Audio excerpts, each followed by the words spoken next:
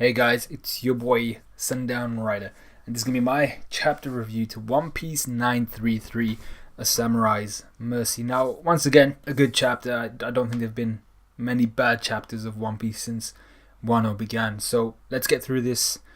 A little bit tired, but let's do it. It's like almost midnight, but we're good. Let's go. Now, Orochi's display of power is kind of my first scene here, and it's the way the chapter starts with Orochi continuing to threaten Komurasaki, telling her to grovel lest she wishes to die. So Komurasaki, being the badass mofo we saw from the last chapter, refuses, identifying and calling out Orochi's kind of lingering feelings for her and his lingering affection for her, telling him that to love is to lose. Now, before we continue, I just want to make mention of this. I'm not sure if that's actually her opinion on love. I mean, like saying she did a kind of preface or preface. I'm not sure how you actually pronounce that. Preface? Preface. It might be preface. You know what I'm talking about. She did kind of preface that. I think it's preface. That statement with, they say that to love is to lose. But that's not coming. That's not something I can agree with entirely. I can't agree with it wholeheartedly. I can agree with it somewhat. I assume this kind of idiom refers to irrationality and the indecisiveness that comes with love. If the person you love is involved in like a big time decision, like a life or death situation, then sure, irrationality and indecisiveness come with that. But I'm not sure if that's what she's suggesting. That's kind of the way I took it. Anyway, Orochi then proves his indecisiveness, attacking someone completely random, someone else in the court, just no one we really know, to show Komurasaki exactly what he can do to instill fear in her. And he then wraps his jaws around her, getting ready to kind of like chomp down, with Komurasaki seemingly and worryingly here welcoming the sweet embrace of death. You know, that sweet embrace. And one of the Oniwabanshu here, the one with the bison horns and a fur coat, I think his name is Daikoku. He's asked to stop the shogun by one of these kind of one of the people in the court, and he just replies with the fact that the shogun is not subject to the Oniwabanshu's judgment at all. Ain't no way in hell that he's going to basically do anything to stop the shogun. You know, the shogun's a free man. The shogun has his own rules he can essentially live by. He is not subject to the Oniwabanshu's judgment at all. So then, the next scene, essentially still in the castle, we have the Straw Hats in Orochi's castle. So we go back to Robin, who is surrounded by Daikoku and the other Oniwabanshu, or a few of the Oniwabanshu. She's not surrounded by all of them entirely. And while she worries over what to do, we see two other members of the Oniwabanshu running away from Ghost Brook. So he's in his soul form, and he's chasing these guys who are shitting it because he's a soul, and they have no idea what's going on. They seem to be very, very like old school, and they think it's some sort of treacherous soul or something chasing after them. Now, both of these Oniwaban members ride what look to be floating catfish. I'm not too aware of what that's about, but that's the way it is. And also their names are Fujin and Raijin, gods often depicted together in Japanese mythology of the wind. That's the Fujin, and Raijin being the lightning / thunder god respectively. So Robin then basically bit slaps the Oniwabanshu with her gigantesco mano, something which surprises them, the Oniwabanshu, and has them accusing Robin and this Ghost Brook of being in some sort of spirit alliance. And I think Oda is really trying to sell the isolationist point here of the people in Wano, and possibly the very traditional nature of its people, in the sense that, let's just say, they're not scientifically advanced. However, surely they must be. This is the only issue I kind of had with the chapter, in the sense that surely they must be aware of devil fruits. And I apologize for the very conversational tone of this review. It's just the way I've just come out of the podcast with Grimm and everyone else for One Punch Man. Definitely check that out. So I'm in a very, very conversational mood. However, like I said, surely the people of Wano, everyone within Wano, should be aware of devil fruits, and they're obviously not. But as a character in one of the famed islands on the Grand Line, I mean, I know they're very isolationist, completely isolationist, like leaving is a crime, punishable by death. But with Kaido's entire freaking crew there, made up entirely of like Smile devil fruit users, so essentially devil fruit users, even if it may be a fake devil fruit, the people look different because they're half animal, like they're weird varieties of animals and stuff like that. Surely the people on Wano should be aware of devil fruits and their existence and their nature and the things that they can do with them. So they shouldn't be afraid or like surprised by someone like Brook or for instance what Robin can do. So we then go to Nami and Shinobu, who have decided it's time to act. They see Robin, they see Brook, they're like, yep, time to act, let's go.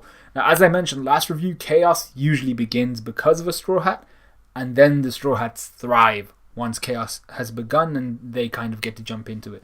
However, one of the only Wabanshu, a ninja identified as Hanzo, and not the Danzo character in Naruto. This is a Hanzo, as in like Ryuga Wagateki wa Kurao. And he's right behind Nami, and he recognizes Shinobu and calling her the bewitching and enchanting Kunoichi, the man killer. Now, we then go off into a comedic scene with him saying he must be mistaken because, to be frank, Shinobu's gained a lot of weight, so she used to be pretty good looking apparently back in the day with her twin tails and everything, but she was quite thin. So Shinobu hits him in the balls with some sort of projectile. But the question for me is, and was, Shinobu has a reputation. Is she really as powerful as Hanzo kind of suggests? Like, oh my god, it's the bewitching, the enchanting Kunoichi, you know, she's the man killer. So I was like, yo, she's got a bit of a reputation. And seeing as Kinemon put his trust in her, I assume she is very capable and very good at her job. So she does have kind of that reputation around her. And also the fact that Shinobu recognizes this ninja, Hanzo, like surely there's some sort of connection here beyond just like recognizing a fellow ninja. So is there a chance that some of the Oniwabanshu are actually former previous ninja from Odin's time, so his ninja, and would be willing to defect if they were aware of the rebellion? I think that might be a possibility, because the Oniwabanshu always, well, they serve the in this manga anyway, they serve the shogun. So if they were under the last shogun, the previous shogun, then surely there must still be some sort of alliance or allegiance to the real king. So after Hanzo's comedic paralysis after getting hit in the nutsack, Shinobu withers away the ceiling right above Orochi, collapsing on top of the shogun. And Orochi kind of drops Komurasaki here and eventually bears witness to what happens next. Also, I kind of forgot to mention this at the beginning, Orochi does indeed have the snake fruit, so the Hebi Nomi. I think that's how you say snake. That's how you say snake now. And the model is the Yamata no Orochi. So kind of what I said last chapter. I was pretty sure we already knew the Yamata no Orochi anyway, but I don't think it had ever been confirmed. I mean, like, check out Griever's reviews as well. Chances are he has a lot of the Japanese mythology on point. He's quite good with that, so definitely check that out if you're interested in Yamata no Orochi. But that's who we assumed, or that's the fruit we assumed, what's his name, Orochi had anyway. So then we go to the last scene, I think. No, the scene before the last scene. So Kyoshiro the Merciful is what I've named this one.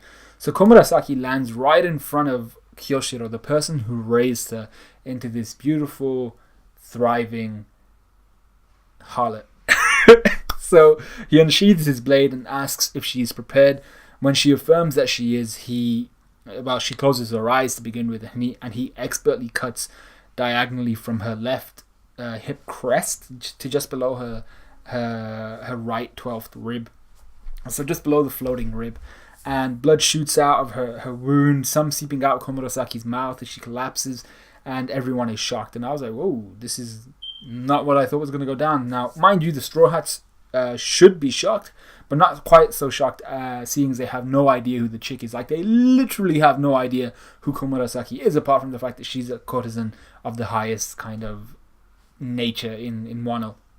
And for all they know, she's just, like I said, a top tier courtesan, and they have no real ties to her. So they're all like, their eyes are whited out and stuff like that. They're like, oh, and I'm just like, I'm not so sure if any of you guys should give a shit. It'd be like if they saw a Marine get killed.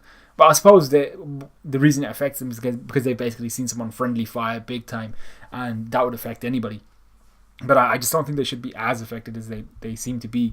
So Kyoshiro coolly resheathes his blade as the rest of the court erupts in panic, wondering why Kyoshiro would kill Komurasaki. And I was just like, well, as a retainer of the shogun, he has all the right to kill someone like Komurasaki in my eyes, considering she slapped the shogun. I'm not sure why everyone is so surprised. Maybe they know that Orochi was kind of trying to get her to grovel rather than actually kill her, and maybe they felt that he wouldn't kill her, which is why they're surprised that Kyoshiro goes ahead and does it anyway. Even when Orochi asks why Kyoshiro went ahead and did it without being ordered to. Kyoshiro shows no fear of the Shogun. This is what I'm saying. Kyoshiro is dangerous. Anyone with eyes that are constantly closed or constantly squinting and they're slanted upwards like that, I mean, like, that's not natural, bro. Like, if they're slanted like almost vertically like freaking Kyoshiro, he has a very fox-like appearance, kind of like Gin from Bleach. Anytime someone has an appearance like that, you know they're going to be dangerous. And Kyoshiro just, I don't know, he gives me that dangerous feeling.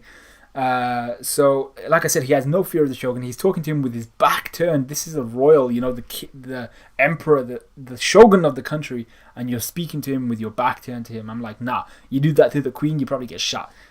Maybe not shot. You'd get a good talking to, and probably no tea. Saying he granted Komurasaki a samurai's mercy. That's Kyoshiro's kind of excuse. Now, off the ground, Kyoshiro picks up the symbol of the rebellion, no doubt dropped by Komurasaki. So the question then becomes this: is Komurasaki dead? Not gonna lie, this seems to be pretty convincing, with Kyoshiro picking up the symbol of the rebellion and being somewhat surprised and everything. However, Komurasaki seemed too willing to die all the way through this, and something doesn't feel quite right. As bad as it sounds, Komurasaki is a product, essentially, that Kyoshiro has invested multiple years into creating, and there's no way he just remove her because of the offense she's caused to the Shogun, especially when he holds similar thoughts himself about the Shogun, about his cowardice, about like he was about to kill a child. He probably isn't a fan of that. I mean, like, Kyoshiro looks like he wouldn't mind killing a child either if he needed to. But the fact that Komurasaki stood up to Shogun, it looks like something Kyoshiro himself would do. He seems to be of that nature, and he also thinks that the Shogun himself, when he got drunk, he was talking about how cowardly the Shogun is for being afraid of ghosts and stuff like that. So Kyoshiro technically agrees with some of the thoughts of Komurasaki, or the way at least Komurasaki was acting, so there's no real reason for him to get rid of her. And I'm going to stick with my little theory that Kyoshiro is indeed the retainer of Komurasaki. I said this last video, with her actually being Hiyori, and this is some sort of planned execution that they've practiced for situations like this or something. And a key thing to note is that Orochi seems to have not noticed the rebellion symbol that Kyoshiro picked up. If he had noticed it, then this was poorly displayed by Oda. So the last two scenes, okay, so there's two scenes. So Nami essentially was the kind of MVP of this situation. So Orochi turns his anger back to Otoko, and I did name this scene Nami Cooks Up a Storm. But Orochi turns his anger back to Otoko, blaming her for the death of Komurasaki, and Robin runs trying to cover for the little girl, and then Nami rolls up ready to pop some ass. So releasing Zeus, she slams her climb attack down towards the Shogun, electrifying the entire room. No doubt Nami just saved all of their asses and they'll make a great escape. So we then go to Leftover Town, which is the last scene, where Big Mom has been fed some sweet thing called Shiruko by Osuru. Now, Big Mom is very polite, very well mannered, accepts that she cannot have more to eat due to the poverty faced by the villagers, and she's completely fine with that. Very, very un-Big Mom like. And she then says that they're going to go to Udon, something which Chopper would have no doubt told her like they were going to do anyway. And Udon, if for all you who are unaware, is where Luffy is. I thought they'd entrusted him to Raizo, so I feel like Chopper's really about to either screw up the plan or make an MVP play somewhere here. It's a high variance call. You know, you've entrusted Raizo to get Luffy out, let him do his thing, but they're going to go to Udon anyway, which is where I assume possibly Queen and Jack are, and maybe even King right now. So very, very dangerous call, high variance call right now. But Chopper seems to be the guy leading this one, and Big Mom's like, yeah, we're going to go. To be fair, King, Queen, Jack, they'd all shit it if someone like Big Mom came up. I mean, like, they may be calamities, but she is a Yonko. So that's the end of my review. But other than that, enjoy the review. I hope you like it. Like, comment, subscribe, all of that good stuff. Watch the One Punch Man podcast. Watch Griever's review if you're interested in the Japanese mythology and stuff like that behind the chapters. He's usually better with that type of stuff than I am. And I think that's about it, man. So hopefully I'll see you guys tomorrow with both My Hero and One Punch Man. So I'll see you guys definitely in a bit.